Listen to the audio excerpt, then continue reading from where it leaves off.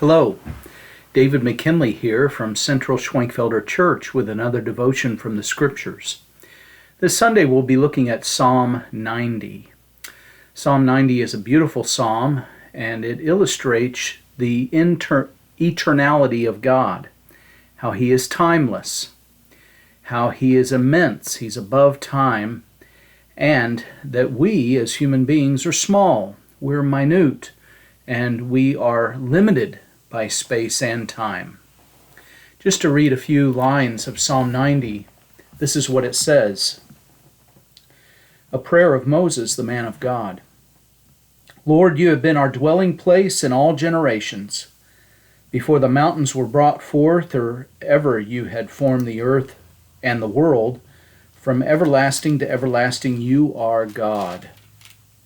You return man to dust, and say, Return, O children of man, for 1,000 years in your sight are but as yesterday when it is past, or as a watch in the night.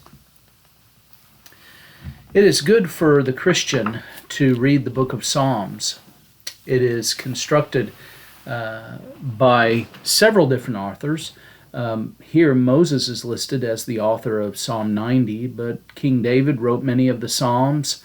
The sons of Korah, a choir that was active in the days of the tabernacle and the temple, that was used by God to lead the people in worship.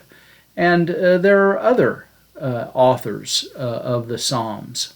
But this psalm, written by Moses, the first prophet, in the many lines of the many figures of prophecy throughout the Old Testament, he's the one, of course, that God gave the Ten Commandments to give to the people of Israel.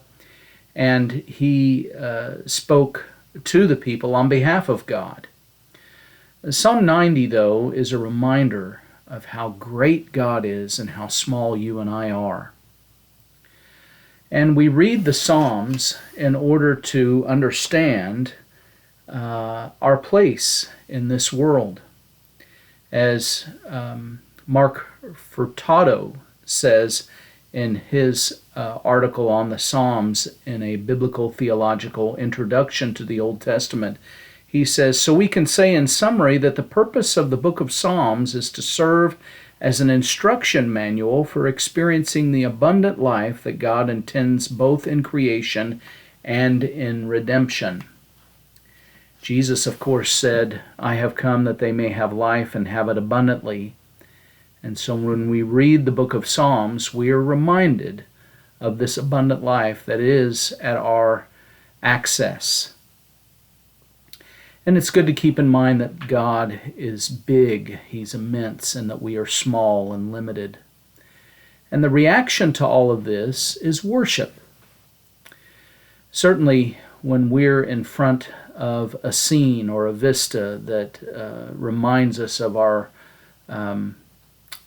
size in comparison, whether it be the Rocky Mountains or the Grand Canyon, or some great work of art like a cathedral, or some other wonderful view, then we're reminded of the greatness of God and the minuteness of man. We are limited by time and space. We exist for 70 or 80 years at best.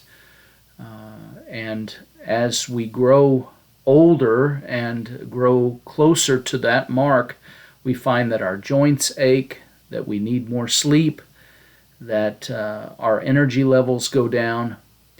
But God remains the same. He's the same yesterday, today, and forever. He's the Alpha and the Omega, the beginning and the end, the first and the last, the one who was, who is, and who is to come. I hope that you will join us this Sunday to learn more about the greatness of God and our needs found only in Him. Of course, our 9 o'clock service is traditional in the sanctuary, and our contemporary service is at 10:45 in Fellowship Hall. What is great is that now we have new bathrooms at the main church building. The bathrooms have been renovated and in fact moved.